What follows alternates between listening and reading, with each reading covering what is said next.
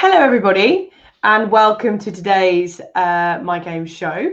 And I am joined by the man himself who's got a special day for you, isn't it, Big Mike? Why is it special? It's my birthday today.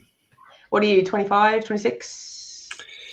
I was going to try and work it out in hexadecimal because it's like about 42 then, but I'm actually 61, but still in the game. Still got my tape and my cards in my hand and my little green baize thing there. I'm still playing. I'm still in the game. And whilst we were waiting for people to join us, Mike, what exactly have you got planned for the rest of the day? Well, it's been a bit of a weird day, really, because we were supposed to play golf this morning, myself and Mrs. Ames, do this.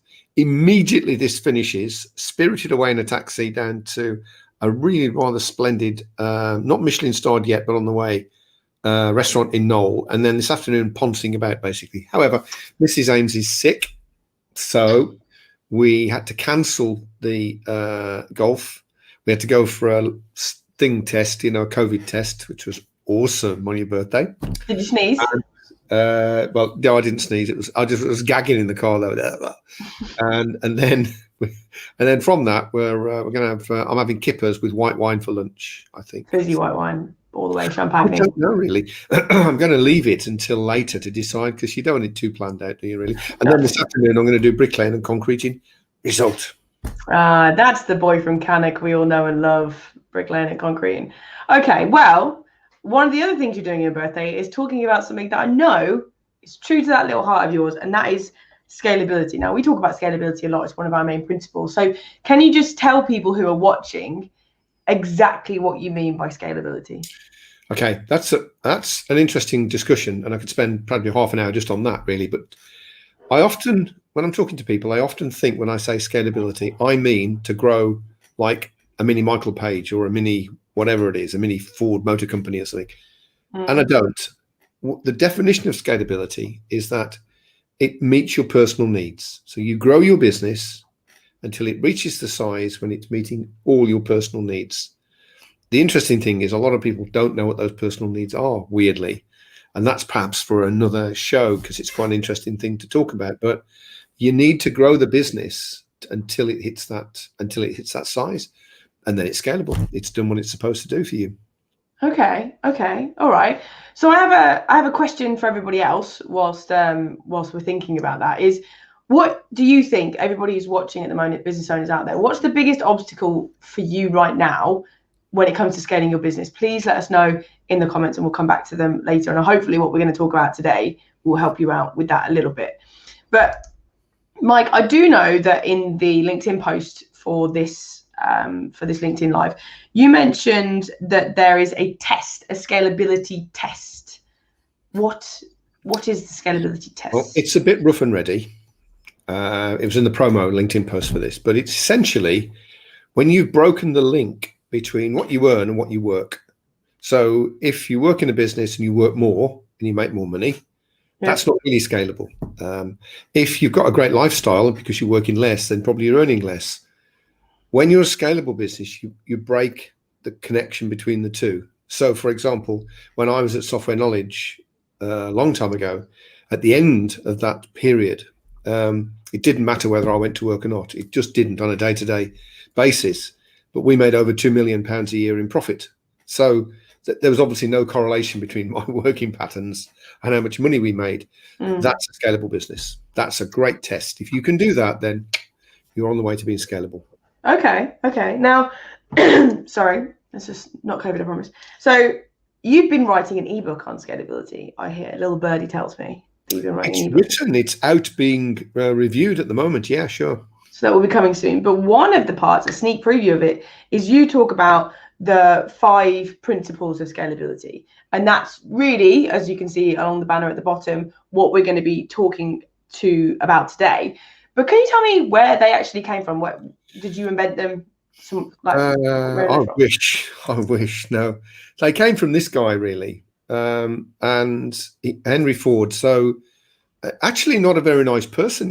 I found out. I've heard some not great things about him. Yeah, really, really unpleasant person actually. However, he made good cars and he was a good businessman. So we'll take what we can from it. But he had a scalability issue as well because he was obviously building cars and they were popular.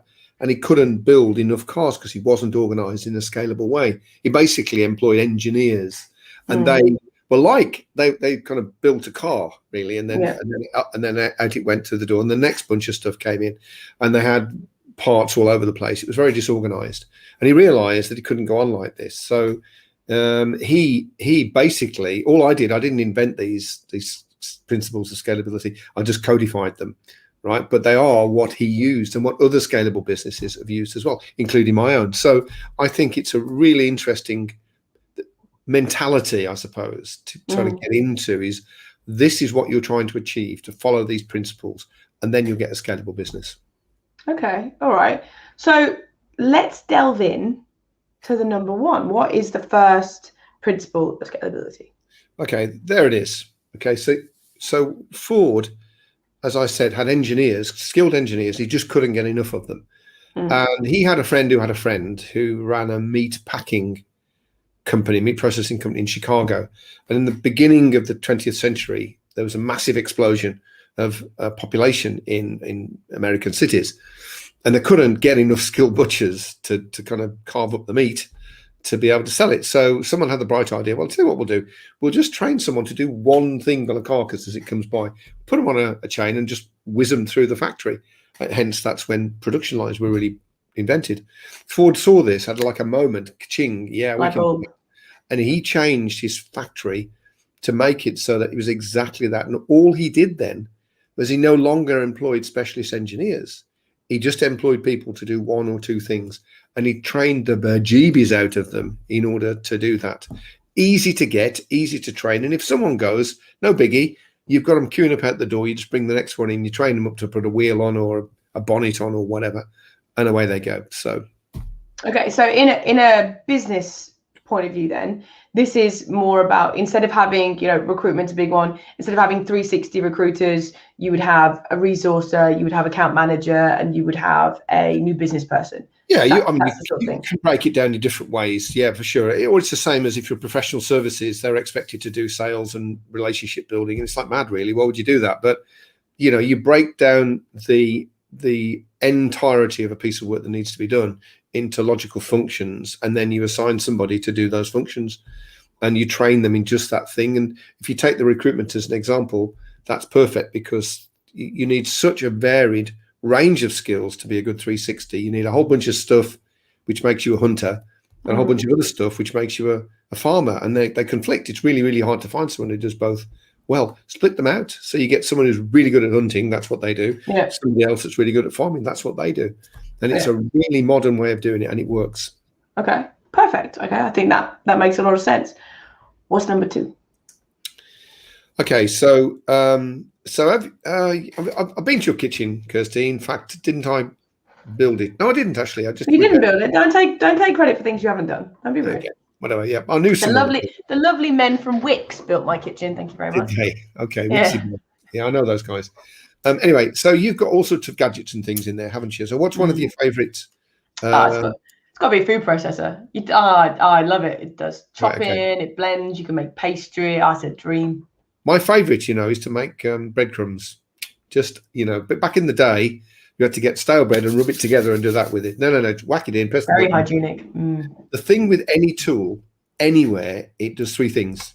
It de-skills it, so you don't need special skills to put bread in a food processor and press a button. Like you don't need special skills to necessarily, use a woodworker in a workshop. Yep. You just need to be able to press a button and move it along, really, is what you do. So de-skills. The second thing, it unifies. So it makes things consistent. There's a lot of consistency in the way in which things are built using tools. And the third thing, it speeds things up. So you get better quality stuff, more consistent stuff by people who aren't as skilled quicker. Right? Now, when we talk about tools in business, a lot of people think that software tools, and they can do a great job. LinkedIn will make relationship building so much easier for you. But the trouble is with those kind of tools, anyone can buy them. So they don't give much of an edge. But there are a lot of tools that you can develop for yourself, which will de-skill, speed up, and unify lots of activities. Now, when you put those two together, when you've got people who just do one thing, and you train them up and you tool them up, they start to become uber efficient at what they do. And that's when scalability starts to explode. If you keep data, say profit per employee, which is a good metric to have, you'll see that shoot up when you get to the stage where people are really good at what they do, and as I said, properly tooled up and trained. So tools, I think, are a massive element. And anytime you can introduce a tool into a process that helps, that makes a difference, then you should. Yeah, because I mean, we talk a lot about how in order to be truly scalable, you need to be able to keep your current clients and add on top of them. And that's a tooling up is a great way to keep current client management, account care. It's a great way to do that because, like you say, that consistency is there. Everybody's, they normally end up sticking the same thing. And also people are less likely to leave because they won't have the tools when they go to another role. Yeah, it's a safe business. If you've got tools in your system, processes, I'm not overly bothered about because no one sticks to them anyway. So, but tools are really good because if someone can use something that makes their life easier, they'll use it, obviously. So in business development, you've got loads of them. You've got content is a tool. You've got contact regimes, which are tools. You've got CRM, which we mentioned earlier. Campaigns are a big one. You've got campaigns. You've got AIDA campaigns. All of these things de-skill, unify, and speed up. And that is a key element of scalability. Okay, perfect. Fantastic. By the way, if anybody has any questions as we're going through, please let us know in the comments. And at the end, we should have a little bit of time left to go into detail on one of these. We're kind of doing it lightly, but we might have time to go into them. So if you want to let us know which one it is, let us know in the comments, but we'll come to that in a bit. So Mike, we've divided up the labor approach so that people are fantastic at one thing. And just do that one thing and are excellent at it. We've given them tools to make that process not only smoother and easier for them, but more consistent. What's the next thing? Centralized continual improvement, which was a big thing of Ford's. He hired the world's first business consultant, a guy called Frederick Taylor. And he was what they used to call a time and motion guy. So he'd go around a little stopwatch and he'd time things and get people doing things in different ways and he'd time them. And then he'd figure out how you could shave 30 seconds off this and a minute off that, which doesn't sound very much. But when you add them all up and multiply it by the number of people in a factory, it makes a massive difference. And because of him, they reduced the time of production of a car from 12 hours to 90 minutes. So, and all of that happened in small incremental changes. Marginal gains is the modern way of saying it. Yeah. But there's this idea that once you get something that it works, you just let it be. Ford didn't do that. And at one point, half the cars on the planet were made in Ford factories because of this. He led the way for decades before he was overtaken by the Japanese. But this is a massive thing. So you can get information from your clients, the OTC, we do those. Big fan of OTC. And those will be ideas. You can get thoughts and ideas from your staff. They're going to see the world differently to you. Lots of ideas from your suppliers, from going to events, from this sort of thing, from content that you can absorb. You can get ideas for improvements from loads of different sources. The trick is to be able to bring it into your business, assess it, decide whether it's relevant or not. And if it is, put it into a process to make sure that it actually gets implemented and rolled out. I mean, that's the deal with it. But if you do that with marginal gains, I've got a graph, actually, I could have brought it up, but the marginal gains graph is like that. It's like performance goes like that. Massive, really.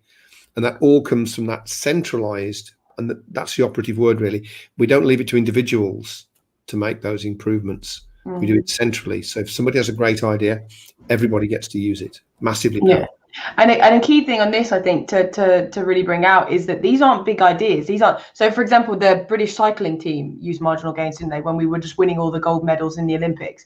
And it was small things like they would take their own pillow to the hotel, or they were taught how to wash their hands properly. Things like that. So they're really, really small things that you implement one at a time, and they just become second nature. And, if each thing saves you a pound a go, or if each thing makes every person 1 minute more efficient, then, in a year, and you do a thing a week, that's 52 minutes. That's an hour a day you've saved, isn't it? They're the best sort of things because you won't implement the big things because you don't have the time and money. But the small things, you will make those changes. And Ford clocked this really early on. Frederick Taylor worked with him for, I think, 2 years or something. And they changed the way in which manufacturing happened. Well, you can do the same in your business. And it doesn't have to be, it's the same as adopt a division of labor. you don't have to have, when we talk about division of labor, it doesn't have to be people you employ. Yeah. If you look at Tim Ferriss, the 4-hour work week, he built his empire. He had one employee, and that was him.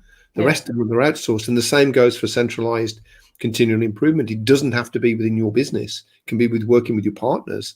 You just need things to get better. Yeah. Okay, perfect. So we've broken the role down. We've tooled up. We're now continually marginal gains. We're doing little things to improve our service, whether that's our service levels, whether it's to improve a campaign that we're running to make it slightly more efficient, whatever it is, we're improving marginally each time. What's number 4? Okay. This has been a big thing over the last 18 months, I think, is that a lot of people in smaller businesses manage by proximity. They manage because they sit with people. So they know what's going on, because they obviously see some results like figures at the end of the month, but mostly they know what's going on because they're talking to people and listening and being involved with things as things happen. That is not scalable. And they reckon that the turning point is between 6 and 8 people, because at that point it's very hard to manage that by proximity, and particularly in the modern world where we're all working from home, there is no proximity. So Ford was very keen, again inspired by Frederick Taylor. Ford was very keen on data. He knew exactly what was going on in every aspect of his business, and he could make decisions based upon that. Well, it's the same for you, particularly if you do outsource. You're going to need some data to know what the heck is going on outside your business to make sure that the things you're doing inside your business are going to continue to work. So get away from that managing by proximity and much more to manage by data. Dashboards, KPIs, data points, call them what you will. At the end of the day, it's each major function in your business has some data points which describe how well it's performing. Yeah, I imagine a lot of people have discovered that in the last 18 months, that they need that data because people are working from home, and it's ever more important. I don't know, actually. I think some of it, they just have trusted their staff, which is no bad way, but it's not a scalable way. If you've got the right people, it works. If you've got the wrong people, it doesn't work. And I think a lot of people have managed by the little bits of data that they have got, and the fact they've got people that just operate on their own, which is fine, but it's not scalable. Not moving forward. Okay. All right. What's next? What's the 5th one? What's the last one? And as I said, when this comes up, if Mike's going to go over it now, and if anybody has a specific one that they want us to go into a little bit more depth in, but I know that Mike, you do have a favorite at the moment on this that you're going to in a little bit more depth. They're all my favorites, really. They're all my children. They're all my favorites, but they're very good. So the last one is cherish your team. And this is an obvious one, but weirdly, it's not one that's actually carried out as much as people would like. And I think if you can tell, there are signs, we put them in the book, actually, there are triggers to know when you should reorganize to scale up to the next level. And one of those signs is dissatisfied or stressed out staff, or a higher attrition rate when people are going a bit up more often than they normally would. It's because, I'm not saying that we don't care for our team, but when the business gets bigger, it's very hard to just do this in like a personal way. You have to have a system in place which makes sure that everybody is looked after. So everyone gets their journey in the business mapped out. Everyone has what they're supposed to deliver, job description. They know the key competencies for the next role that they can go for. They've got an EVP, which we talked about last time I was on, I think. There's a personal development plan in place, which they're part of. There's a mentoring system. They're really looked after. And it's not just about free pizza. I know I keep saying that, The free pizza thing. I was emailed after that show, and someone said to me, "It is about the free pizza." Well, I mean, I love pizza, but the problem is that it's a millennial meme that a lot of companies ask, for a lot of things. They're like, "Oh, but it's okay because we're giving you pizza." You're like, no. This pizza can only bring me so much. I mean, it does cure a lot of problems, but pizza can only bring me so much. I know we're running a bit short of time, and we haven't had any votes on this, so I'm just going to go with that one. Cherish your team, because it's such an important thing, particularly now, really, that what does that break down into? And again, we do cover this in the book in some detail, but ostensibly it starts with the EVP. So what is your employee value proposition, and how is that connecting with the needs and wants of the people that you employ and want to employ? But I'll tell you a big thing that's been happening recently. I want to drill down on this, just one thing that's going to make a big difference. And I'm thinking of having a show almost entirely dedicated to it and one or two other little things. It's this idea of giving people something to believe in that's more than just going to work to earn your money. A mission, a purpose, call it what you will. I mean, everybody talks about it. That famous Simon Sinek, that I think it's the most popular TED talk. Or that's a bit noisy. Sorry, she's moving. They're very noisy. Simon Sinek talked about your why. Why do you do things? It's the purpose, the reason that you do what you do. And I've been doing a lot of work with one of my clients on this, and he said, well, what difference does it make? And I said, well, when you're trying to attract people, you don't sell the company, you don't sell the fact that you work 37.5 hours, or you get this commission scheme or that commission scheme, and you certainly don't sell the job. The first thing you sell is the purpose of the company, because you can get excited about that. If you're passionate about it, that passion will come out. And if people are attracted to that and buy into it, they'll come. It's almost, well, yeah, I'm in. What's the job again?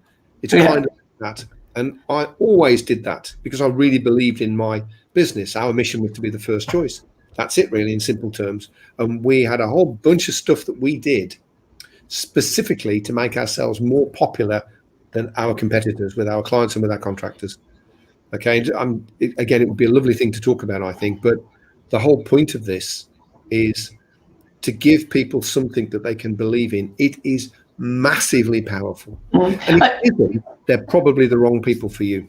That's true. I think the other thing is, from this, when you get a team that understands your mission, then they become sort of partners of they feel like they own the company, they're doing something.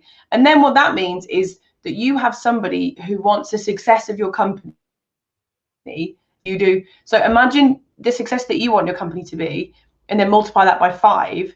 Imagine what you could achieve with that level of force and belief and go-getterness behind you. It's a massive thing for driving your business forward. It's staggering. And even if you're a one-man band and you get on the Tim Ferriss virtual route, which, by the way, is the subject of next week's show with the amazing Dwelter Doherty on here. We're going to talk, he's built a virtual business. If you want to build a virtual business which still maintains its integrity and keeps your brand strong, then they must share, your suppliers, your partners must share your vision, must share your mission, what you're trying to achieve, because if they don't, they're not going to deliver what you want them to deliver in the way that you want them to deliver it. And you put that with your values, which we've got no time to talk on at all today, then man, you've got a really powerful tool to drive your business forward. Yeah, definitely. And I think it's something that, like you say, a lot of people sort of think that they understand what cherishing your team is, but a big thing is, I think if you talk to a lot of people who work for those kind of companies, sometimes it doesn't always work out. Okay. All right. Just on that though, you can tell that a lot because they're just not inspired. You know, there's the car park test. I was going to say the car park test, yeah. Which we can't do right now, sadly, because people aren't going to work. But there used to be that thing, how full is the car park at 8 o'clock in the morning and 6 o'clock at night? Not because people have been told to work those hours, but people just work them. You know, those are people who are on a mission. Those are people who really want to achieve something. And they've got people that are well looked after, well inspired, who really are making a difference, and know they are. Everybody in their career, right? I tell you, this is an interesting thing, has a period which is golden. This is a golden period when you're working with the right people in the right place, being rewarded, being looked after, doing work that you enjoy, being paid what you want to be paid. It's a magical, magical time. Some people are blessed with more than one. I've had 3 in my career. And it's just... better be one right now. Yeah, sure it is, yeah. And it's just a beautiful time. And your job is to create that for the people that work with you, so that they look back in years to come and think, wow, you know, do you remember that time we worked for so-and-so and so-and-so? Man, that was awesome. We really did do some stuff then. That is stronger than free pizza on a Friday. Yeah. Yeah, I definitely think so. And it's, you know, the other thing, if nothing else, people aren't going to leave a job where they're cherished and they are, you know, getting decently paid. They're not going to leave, which means you don't have to waste your time training somebody up into the way that you work. So just on a base level, it makes sense, doesn't it? Yeah, you do need to do those things for sure. Okay, right, Mike. So I'm going to ask you the same thing that I always ask at the end of a show. Somebody's watching this, they're thinking, right, 5 principles, Mike, get it. I need to adopt, I need to divide out, my labor so that, people become a master of one. I need to give my employees tools so that they are not only consistent, but they're more time efficient and they become better at their job. Okay. I need to centralize continual improvement. I need to do those small little things that are going to improve everything. I have data that lets me know where my company's going, where the problems are, so I can diagnose them. And my team, they're cherished, they're valued, they're partners, they're on this journey with me together. But that's a lot of stuff, Mike. That's a lot of stuff to do. So what's the first thing, the first step someone takes? Okay. Well, obviously, it depends on your business. If you, we put these different formulas, recipes they're called actually, and the triggers that would use them, and you would do the recipe that was most relevant to you. But without having access to your business, I would say the first thing would be to find out what your clients think about the service that you provide for them. VOTC is what we call it, but however you do it, is actively encourage them to criticize you. Really find out, because that's the starting point of greatness, to understand your weaknesses and begin to knock them off one by one. And then it's not just about weaknesses, it's also about innovations, about being able to bring in ideas like Ford did when he went to a meat packing company in Chicago and thought, ka-ching, right? It's called cross-pollination. It's a way that you can move things from one space, adapt it and drop it into another. It's all about that improvement, and your clients already know what you could do to make your service even better. And I'm not saying fixing problems that you've got. I'm talking about new things that no one does. If you just liberate that, then you begin the path to greatness. And that is a really key element of scalability, for sure. Perfect. Okay. Well, I think that's been a great show. I think those 5 principles make a lot of sense, especially when you think about it. And understanding which one is your priority is a really good idea. And figuring out, talking to your clients is a great way to do that. So thank you for today, Mike. You're very welcome. Has this been a good day to spend your birthday? Yes, I know this sounds a bit weird, and I know this won't be one of our most popular shows. I know that, because we know what's popular and what isn't.